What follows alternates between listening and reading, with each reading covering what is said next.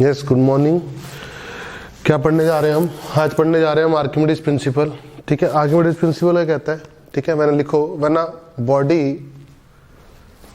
A body is fully और partially immersed, when a body is fully और partially immersed in a liquid,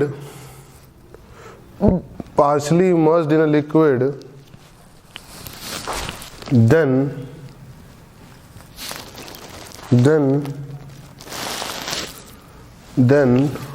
body will experience an upward force which is called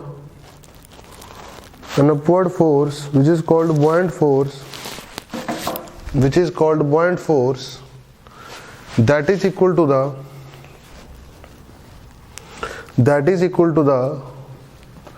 weight of liquid,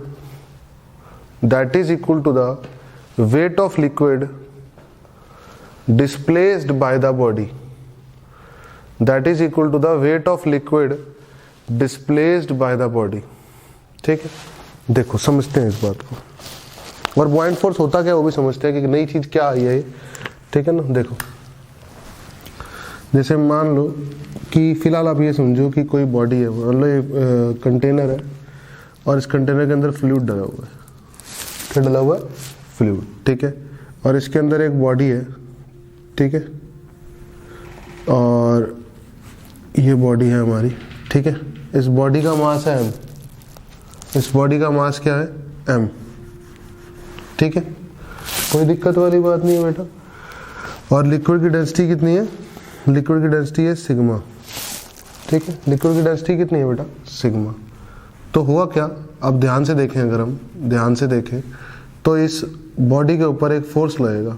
यहाँ से यहाँ पे pressure कितना है? P1। यहाँ पर प्रेशर कितना है? P2।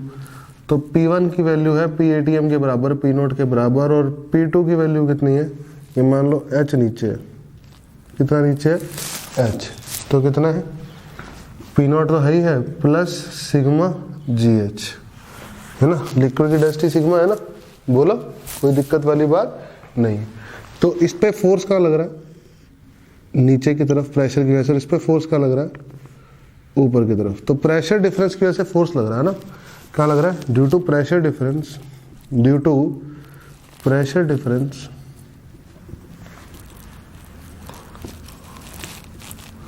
Body will experience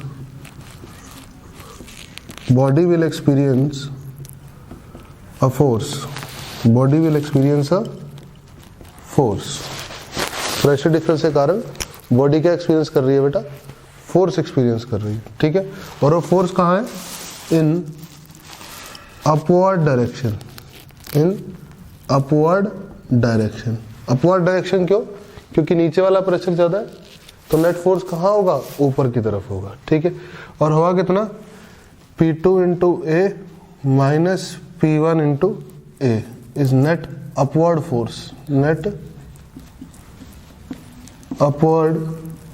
force. बोलो, सही बात है? पक्का? तो क्या होगा बेटा यहाँ पे? तो P2 इसमें से यानी P0 plus sigma GH into A यानी P0 A plus sigma GH minus P0 A is equal to F net, यानी F बुआयंट बोलेंगे इसको। अपवर्ड फोर्स को क्या बोलेंगे? अपवर्ड फोर्स को बुआयंट फोर्स। जो प्रेशर डिफरेंस की वजह से अपवर्ड फोर्स लग रहा है उसको क्या बोलेंगे? बुआयंट फोर्स बोलेंगे। ठीक है, तो कितना आएगा? P0 A से P0 A कट गया, sigma HA into G buoyant force आएगा। HA कितना है? HA क्या है? HA area into H, volume जितना पानी के अंदर है ना। HA is what? Volume immersed. तो density volume immersed into density of liquid into G buoyant force होता है।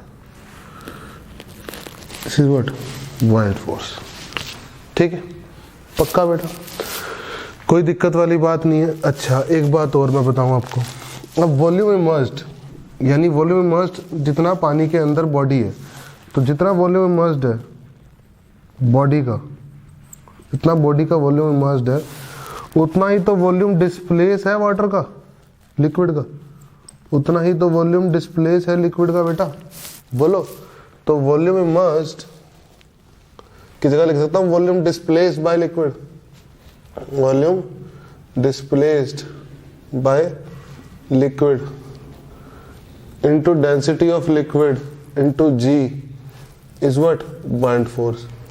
अब वॉल्यूम इंटू डेंसिटी, लिक्विड का वॉल्यूम और लिक्विड की density, mass of liquid displace आएगा, mass of liquid displaced into G F V. और M G क्या होता है? Weight of liquid displace. यही आर्किमिडीज ने बोला कि बुoyant फोर्स होता है वेट ऑफ लिक्विड डिस्प्लेस्ड के बराबर। बुoyant फोर्स किसके बराबर होता है? वेट ऑफ लिक्विड डिस्प्लेस्ड के बराबर, ठीक है ना। अगर एक बॉडी को इमर्स किया जाएगा, ठीक है ना, अगर फुली किया जाता तब भी यही आंसर आता, ठीक है ना। क्यों? क्योंकि फुली किया जाता तो पूरी की बॉडी इमर्स होती है ना। जैसे ये अगर मान लो ऐसे होता तो क्या आता? तो बेटा ध्यान से देखो, ये कितना होता? H1 है ना, ये कितना होता? H2। और ये बॉडी लिक्विड की ये जो बॉडी है इसकी हाइट कितनी होती? H, ठीक है, ऐसे तो होता। तो यहाँ प्रेशर कितना होता? P1। यहाँ प्रेशर कितना होता? P2। तो P2 इंटू एरिया ऊपर आता, P1 इंटू एरिया नीचे आता।